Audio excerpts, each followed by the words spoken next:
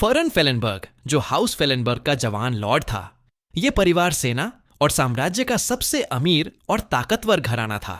वो imperial academy के magic department का स्टूडेंट था। उसे बहुत अच्छी टॉप क्लास एजुकेशन मिली थी। ऊपर से वो जन्म से ही अमीर था, मतलब जिंदगी ने उसे सब कुछ पहले से दे दिया था। वो पैसों का बहुत दीवाना था। हर किसी से कहता था कि इस दुनिया में पैसे से ज्यादा कीमती कुछ नहीं। उसका ज्यादातर वक्त व्यापारियों से बात करने में गुजरता था, या यूं कहो, उन बेचारे व्यापारियों को डांटने में जो अपने सेल्स टारगेट पूरे नहीं कर पाते थे। और वो हमेशा चाहता था कि उनका टारगेट डबल हो, लेकिन जैसे कहते हैं, मुसीबत कभी बताकर नहीं आती। एक दिन वो एक नौकर से बात कर रहा था, एक व्यापारी के बारे में, जो कह रहा था कि उसकी बिक्री बढ़ रही है, लेकिन फरन को लगा कि वो झूठ बोल रहा है या काफी नहीं बढ़ी। उसी वक्त अचानक उस पर बिजली गिर गई। सचमुच बिजली। झटका इतना तेज था कि उसका चेहरा पूरी तरह टेढ़ा हो गया, और उसी पल एक आत्मा उसके सामने आई। फरन ने पूछा, तू कौन है? वो आत्मा मुस्कुराई, जैसे किसी को पकड़ने में उसे खुशी मिली हो। तभी उस आत्मा का एक बड़ा हाथ उसकी तरफ बढ़ा और उसके सिर में कोई अजीब सी, समझ में न आने वाली चीज भरने लगा। फरन को तुरंत समझ आ गया कि वो आत्मा उसके शरीर पर कब्जा करना चाहती है। उसने थोड़ी सी माना जादुई ऊर्जा इकट्ठा की और हमला किया। वो चीज बिजली की तरह अंदर घुसी थी, लेकिन आश्चर्य की बात यह थी कि उसे भगाना बहुत मुश्किल नहीं था। फिर भी उस आत्मा का कुछ हिस्सा उसके शरीर में समा गया, और उसी समय उसके दिमाग में अजनबी यादें आने लगीं। वो घबरा कर जागा और किसी ने पूछा, यंग लॉर्ड, आप ठीक हैं? लेकिन वो तो पूरी तरह जला हुआ लग रहा था। कहा नहीं जा सकता कि वो ठीक था। फिर उसके सामने कुछ अजीब लिखावटें दिखने लगीं, भविष्यवाणियां।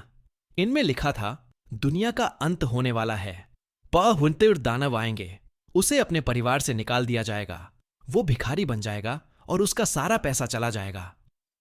उसका भविष्य किसी बुरे सपने से भी ज्यादा खराब लग रहा था। दुनिया खो देना तो बुरा था ही, लेकिन पैसे खो देना उसके लिए असहनीय था। उस दिन से ही वो समझने की कोशिश करने लगा कि आखिर उसके साथ क्या हुआ था। वो आत्मा कौन थी, वो यादें कहां से आईं, और उसने क्यों उसे पकड़ने की कोशिश की। लेकिन उसे कोई जवाब नहीं मिला। हां, एक बात वो समझ गया, वो भविष्यवाणियां सच हो सकती हैं, क्योंकि जब से उसे वो यादें मिलीं, वो उनका इस्तेमाल करके बहुत पैसा कमा रहा था। लेकिन इससे उसे खुशी नहीं मिल रही थी, क्योंकि इसका मतलब था कि वो यादें सच हैं, और अगर वो सच हैं तो एक दिन वो सचमुच सब कुछ खो देगा। फिर एक दिन कोई आदमी उससे मिलता है, उसे कॉफी ऑफर करता है, पर फरन मना कर देता है। वो आदमी अखबार उठाकर पढ़ने लगता है और फरन को गौर से देखता रहता है। वो पूछता है, क्या तुम हाल में कुछ अजीब महसूस कर रहे हो? फरन कहता है, नहीं। लेकिन वो आदमी मानता नहीं। उसे यकीन है कि कुछ तो गड़बड़ है। वो कहता है, पिछले 6 महीने से तुम बहुत परेशान लग रहे हो। पहले तुम हमेशा समझदारी से फैसले लेते थे, लेकिन अब अचानक बिना सोचे समझे फैसले लेने लगे हो। ये तुम्हारे जैसे नहीं है। पहले तो तुम सौदेबाजी के बादशाह थे। वो आदमी यकीन से कहता है कि यह सब उस बिजली गिरने वाली घटना के बाद ही शुरू हुआ है। फरन चुप रहता है और गहरी सोच में डूब जाता है। वो मानना नहीं चाहता, लेकिन उस दिन जो कुछ हुआ था वो अब तक उसे अंदर से खाए जा रहा है, क्योंकि उसे अच्छी तरह पता है कि एक दिन वो भिखारी बन जाएगा। तभी उसकी नजर अखबार में एक नाम पर पड़ती है, ए आर्मियन, और बस उसे गुस्सा आ जाता है। वो हरामी सच में आ गया था। फरन गुस्से में उठता है और कहता है, मैं साउथ जा रहा हूं। वो दूसरा आदमी वहीं खड़ा रह जाता है, हैरान होकर सोचता है, ये लड़का आजकल कुछ ठीक नहीं लग रहा। इंपीरियल एकेडमी एक दूर दराज द्वीप पर बनी है, बहुत बड़ी और पूरी तरह जादू से बनाई गई जगह। वहां की हर चीज आर्टिफिशियल है, इसमें कोई शक नहीं। लेकिन आज फरन वहां इसलिए है ताकि वो पता लगा सके कि वो भविष्यवाणी सच है या नहीं। उस भविष्यवाणी में बहुत सारी बातें लिखी थीं, पर 3 बातों ने उसे सबसे ज्यादा डराया। पहली, कि वो अपना सारा पैसा खो देगा। दूसरी, कि वो भिखारी बन जाएगा। और तीसरी, कि वो कंगाल हो जाएगा। सिर्फ ये 3 बातें ही उसके लिए बर्दाश्त से बाहर थीं। लेकिन कहानी यहीं खत्म नहीं होती। उस भविष्यवाणी के मुताबिक एक और भविष्य भी था, जहां सोलोमन नदी से 72 दानव धरती पर आक्रमण करेंगे और फिर एक लड़का आएगा, एन आर्मियन, जो उन दानवों से दुनिया को बचाएगा। वो नाम पूरे साम्राज्य में मशहूर है क्योंकि वो सम्राट कैलिनस आर्मियन का सीधा वंशज है। हाउस आर्मियन वही परिवार है जिसने 1000 साल पहले इस पूरे साम्राज्य की नींव रखी थी।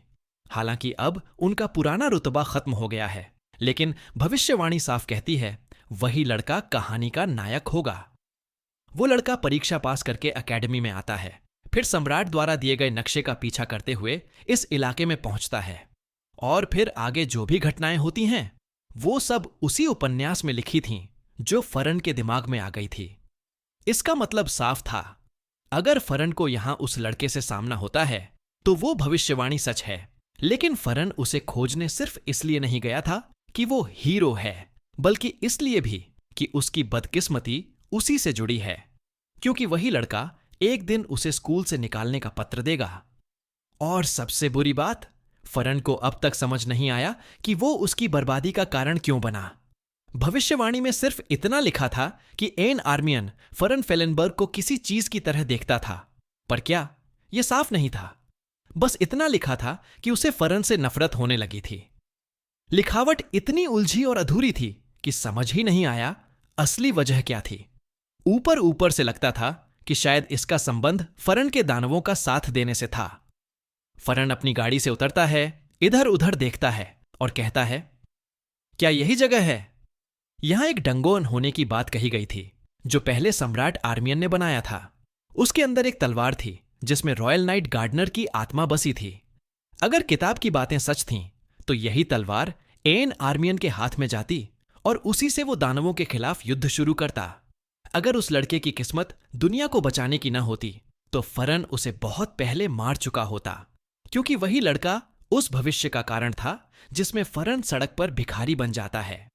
उसी वक्त उसे कुछ अजीब गंध आती है, खून की।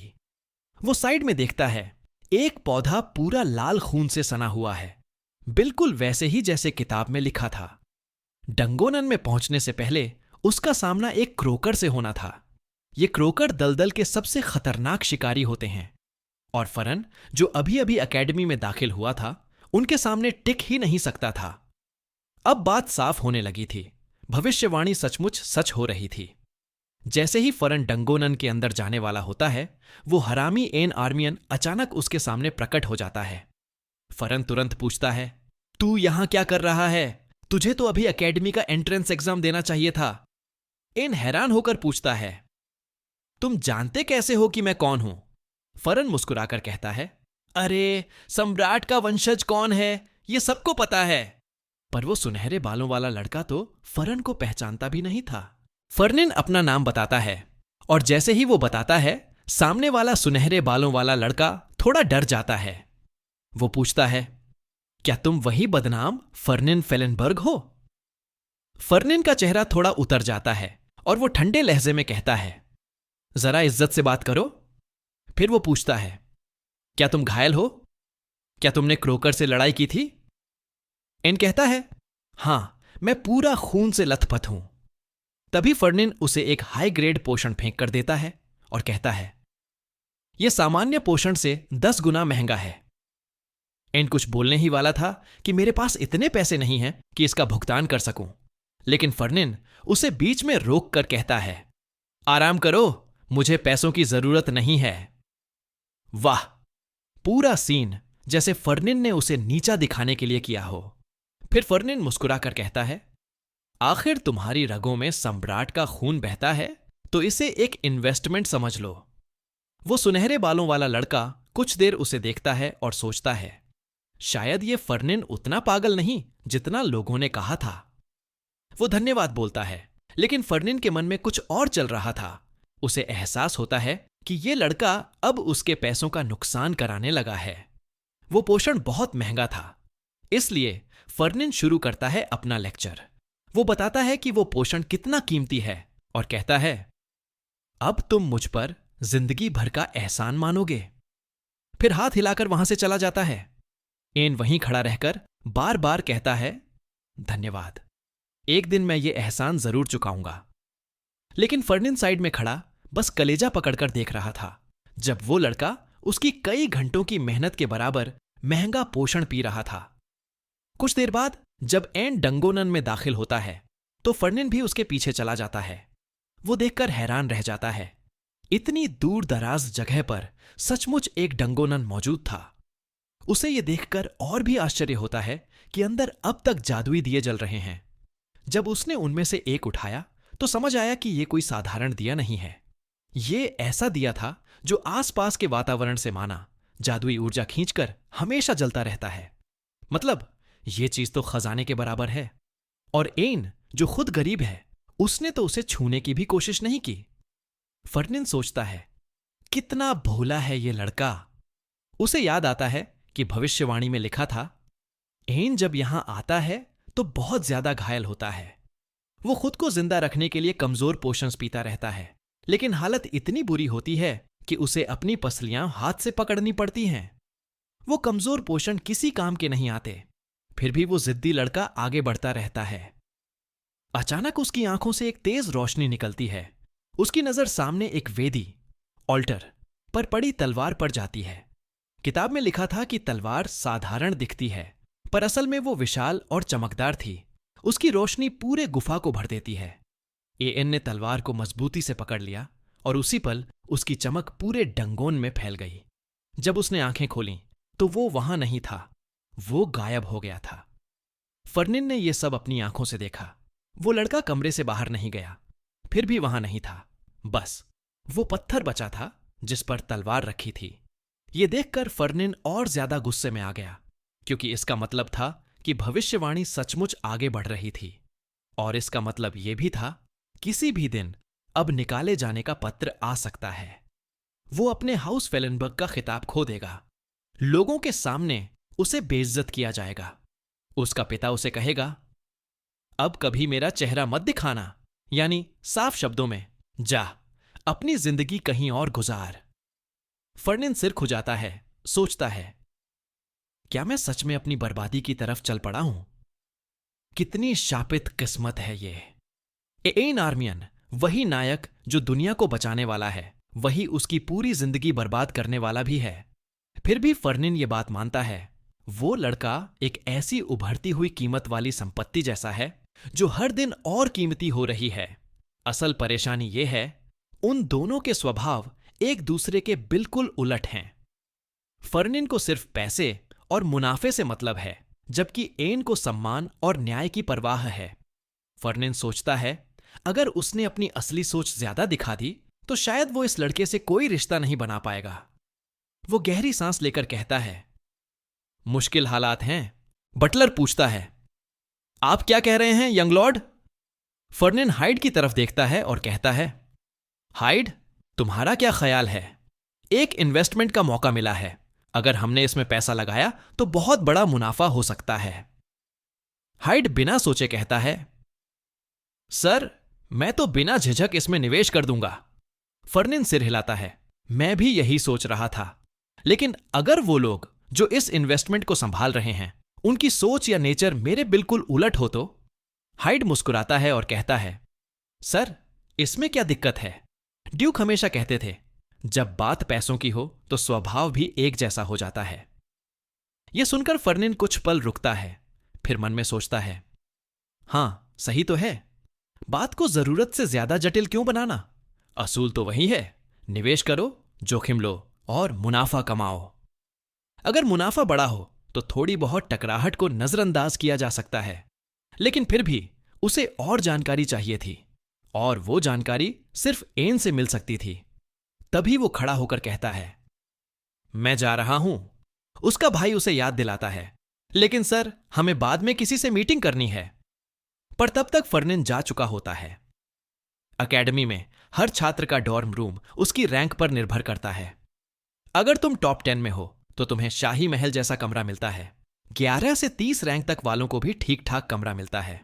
लेकिन अगर तुम टॉप 30 से नीचे गिर गए तो समझो कूड़ेदान के पास सोना पड़ेगा। हालांकि बाहर से सब डरावना दिखता है, पर असल में वो जगह एक बड़ा महल है। अंदर से कोई जोर जोर से चिल्ला रहा होता है, कितना घटिया डॉर्म है ये। वो आवाज गार्डनर की आत्मा की है, वही आत्मा जो उस तलवार में बसी थी जिसे एन ने उठाया था, वो आत्मा गुस्से में एन को डांटती है। यकीन नहीं होता कि सम्राट का वंशज इतना कमजोर निकला। कितनी शर्म की बात है। अगर सम्राट को यह पता चलता तो वो हर दानव की गर्दन तोड़ देता। एन थोड़ी देर रुककर सोचता है, ये अचानक दानवों की बात क्यों कर रहा है? आत्मा जवाब देती है, अगर दानवों का इससे कोई संबंध न होता तो मैं यहां प्रकट ही नहीं होता। एन धीरे से कहता है, लेकिन मैं तो कुछ कर भी नहीं सकता। मैं बहुत कमजोर हूं। अभी तो एकेडमी में दाखिला लिया है। यह सुनकर आत्मा और भड़क जाती है। इतना कमजोर इंसान मुझे कैसे बुला सकता है? यह तो मेरे लिए भी अपमान है। एन पलटकर कहता है, यह गलती मेरी नहीं, पहले सम्राट की है। उसी ने तो इंपीरियल सक्सेशन सिस्टम खत्म कर दिया था और उसकी जगह 7 रईस घरानों का वोटिंग सिस्टम लाया। हमारा हाउस आर्मियन उन्हीं 7 में सबसे ऊपर था। सम्राट ने तो अपने ज्यादातर जमीन भी साम्राज्य को दान कर दी थी। रुको जरा, अब साफ है, आर्मियन यानी एन और फेलेनबर्ग यानी हमारा फर्निन। वो सुनहरे बालों वाला लड़का आगे कहता है, इन सब बदलावों की वजह से हम अपनी तलवार की तकनीकें भी खो बैठे। पूरा 1 सदी बर्बाद हो गई। वो आत्मा को सारा इतिहास बताता है, फिर माहौल थोड़ा हल्का करने की कोशिश करता है। कहता है, अब भी उम्मीद है। आप मेरी मदद करके फिर से परिवार की इज्जत लौटा सकते हैं। शायद आपका अभी आना सम्राट की योजना का हिस्सा हो। उसी वक्त कोई दरवाजा खटखटाता है और आवाज आती है, एन आर्मियन, क्या तुम अंदर हो? आवाज से ही अंदाजा लगाया जा सकता है कि कौन है। हां, वही फर्निन फेलेनबर्ग। वो बढ़िया सूट पहने, वही अहंकारी मुस्कान लिए खड़ा है। वो पूछता है, क्या तुम अभी बिजी हो? एन कहता है, नहीं, बस अभी उठा हूं। फर्निन मुस्कुराता है, तो बहुत अच्छा, चलो थोड़ी शांत जगह चलते हैं, यहां बहुत शोर है। एन कहता है, रुको जरा, मैं अभी आता हूं। पर फर्निन उसे बीच में रोक देता है। याद है, मैंने ही तुम्हें वो महंगा पोषण दिया था, अब चलो। एन जल्दी से पीछे देखता है, जहां गार्डनर की आत्मा हवा में तैर रही है। वो जानता है कि सिर्फ वही उसे देख सकता है। आत्मा पूछती है, ये दरवाजे पर कौन है? एन धीरे से कहता है, वो फेलेनबर्ग परिवार का लड़का है। आत्मा तुरंत पहचान जाती है। फेलेनबर्ग? ओह, वो लोग तो सिर्फ अमीर हैं, उनमें ताकत नहीं है। उनसे दूर रहो। उनका बस पैसा ही सब कुछ है और कुछ नहीं। एन मन में सोचता है, लगता है ये फर्निन यहां पोषण के पैसे वसूलने आया है। फर्निन उससे मिलने आता है और पहले ही बात में तलवार का जिक्र करता है। हां, वो उसी तलवार को अपने साथ लाया था बात करने के लिए। ए समझाता है कि उसे हाल ही में यह तलवार साथ रखने में ज्यादा सुरक्षित महसूस होता है, लेकिन फर्निन पहले से जानता था कि उसी तलवार में गार्डनर की आत्मा बसी हुई है। ए पूछता है कि फर्निन उससे मिलने क्यों आया है। फर्निन कहता है कि कुछ खास नहीं, बस साथ में खाना खाने का निमंत्रण दिया है। लेकिन ए थोड़ा हिचकिचाता है क्योंकि वो जगह बहुत महंगी लग रही थी। फर्निन मुस्कुराकर कहता है कि सीनियर का बुलावा ठुकराना मना है, तो ए मान जाता है। दोनों वहां बैठते हैं और आसपास देखते हैं, जबकि फर्निन चुपचाप उसे ध्यान से देख रहा होता है। लड़का बहुत विनम्र और अच्छा लग रहा था, लेकिन फर्निन को महसूस होता है कि वो कुछ छिपा रहा है।